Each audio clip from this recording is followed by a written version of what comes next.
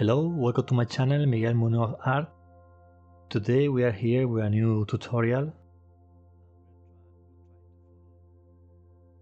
We will try to follow the steps and the skill about one American painter, Winslow Homer. I really like his paints. He's very dramatic, he has very powerful color, and he's very freehand, so he can paint whatever he wants easily. Don't care a lot about the brush work. The brush stroke is very fast, so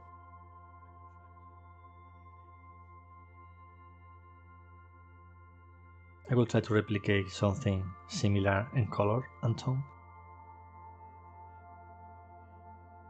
We go to use only a limited palette with 3 colors: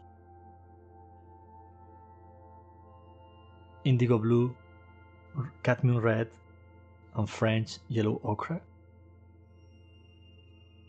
And the difference between the yellow ochre and the French yellow ochre is the reddish shadow that the French have, but you don't have the French ochre, is okay, you use a regular yellow ochre.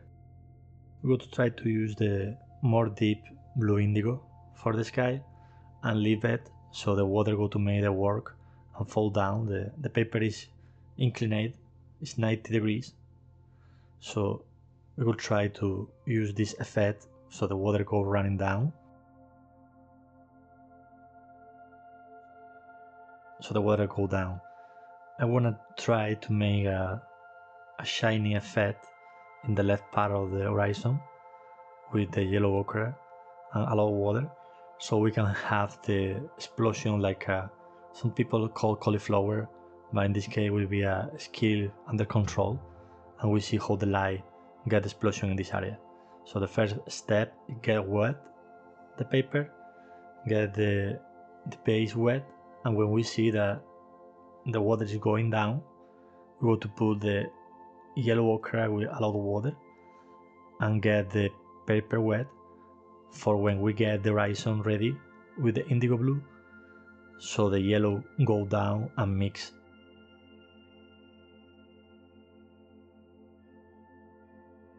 With this mix of cadmium red and French yellow ochre, we try to make this dark color that of course is all related because we are using a only 3 color palette. So all the colors have some part of blue, some part of red, some part of yellow. Here we go to put the mix with the yellow ochre, and now you see that the water is getting expand in the top of the paper, going up, and a lot of water is waiting in the horizon. For now, when we go to with the blue, this water go to fall down. You get so much easy with the limited palette, only 3 colors, because all the colors are very related, they have a chromatic harmony, so it's so easy, the paint go to look well, because all is related. So you are one step that you don't think about, you don't need to worry about, is the cohesion of the paint, because all the paint have the 3 colors in more or less proportion, but you know, at the end, it's beautiful how the watercolor work. And in this moment, I am using the indigo blue mix, forget this yellow ochre in the horizon down, and you see how the effect that we are looking for about the light of the sun is getting ready, because the water and the pigment are working for you. I don't want to leave the horizon in this part so light, I want to put more pigment, but don't worry a lot, because we really want the sun and the mix, the more natural possible effect.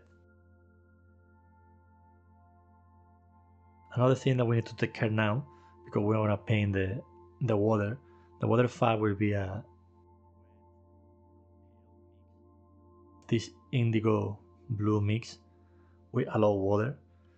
The blue indigo have a lot powerful pigmentation, it's very high texture, so when easily you get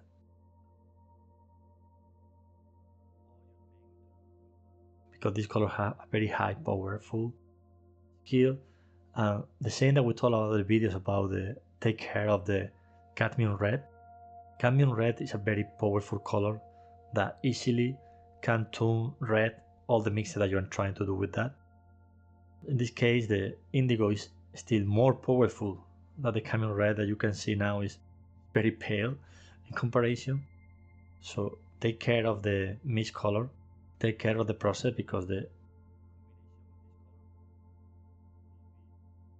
combination of this color could be blue very easily.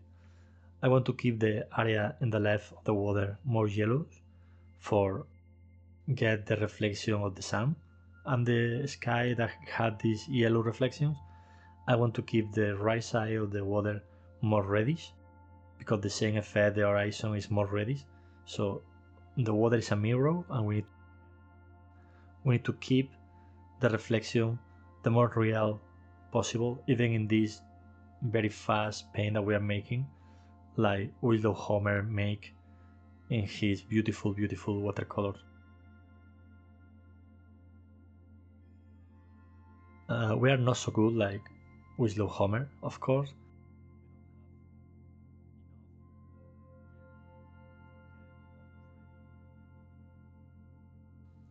but we can learn still something studying his paint. Winslow Homer used a lot like a brush stroke work. Last week we saw with only 10 brush stroke we can build something, and Winslow Homer have this skill very high level. He can paint the weight of the water with some kind of heat that he replicates in his paint. Studying his work, we can discover these skills and try to figure out how he made that. So in this process, we try to make the same kind of wave that he made. He used the two types of wave, one in wet and one with dry brush that we want to get here in the right side in the bottom of the paint, because he really showed the effect. He showed the effect of the wave. He didn't care about the proportion of the triangle pyramid that the wave make. It's more like a heat, so the illusion of the water is there.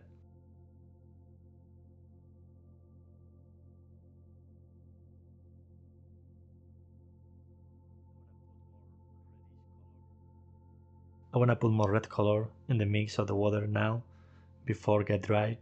You need to be focused all the time, so wet is the paper, so dry is the paper, so you know where you put the brush. It will be more easy to the color expand and disappear, or maybe the edge will be more hard to get ready the right side too.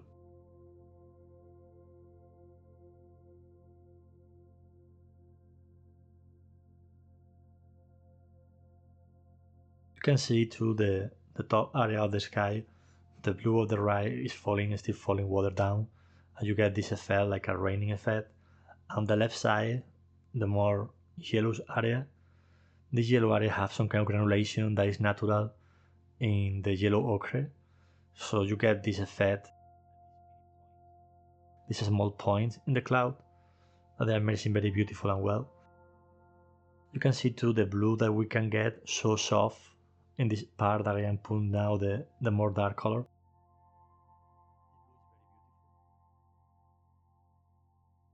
It's a cold beautiful blue that get the effect that the water is far, because you don't get the intense color like the top area.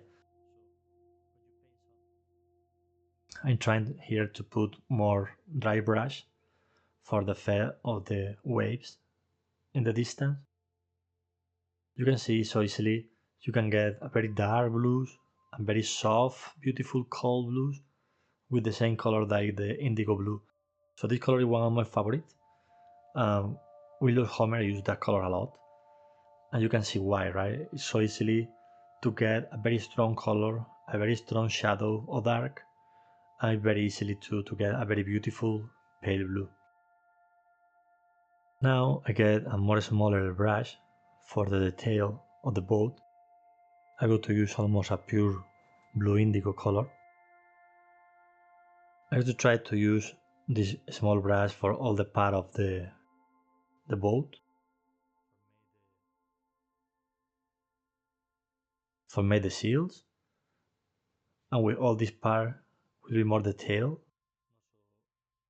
So we get the tail in this area. And later for the seals, I go to change and use one more bigger that we are using right now. I will use the number 20 for all the background of the paint. I change for the number 4 for the wave here in the bottom. And I come back for the number 4 in the seals later when I get the tail. Winslow Homer uses a lot of people in his boat. Very popular ones that they get very close of the paint. I want to put here 2 guys in a real proportion with the boat. So we have here one and the other one will be here.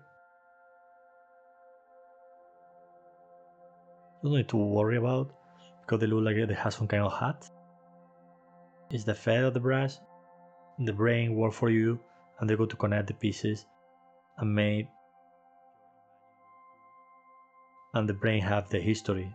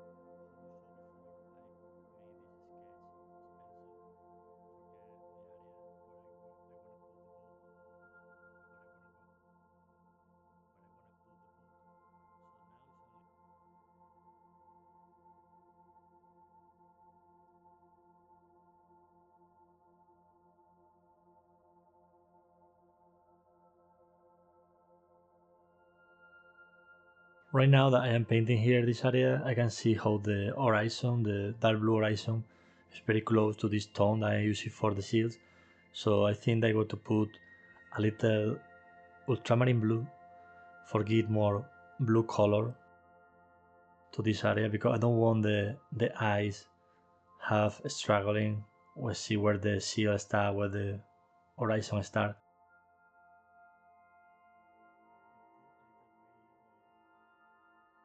Ultramarine blue, you get the granulation effect.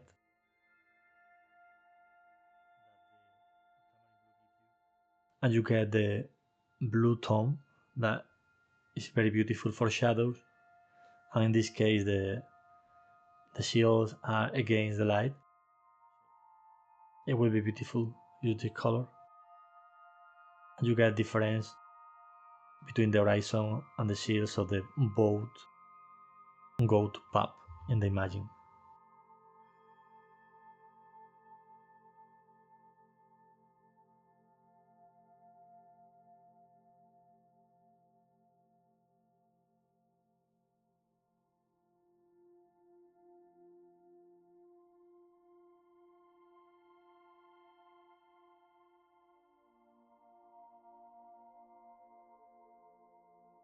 You can see now how the paint was wet, the blue is running down easily.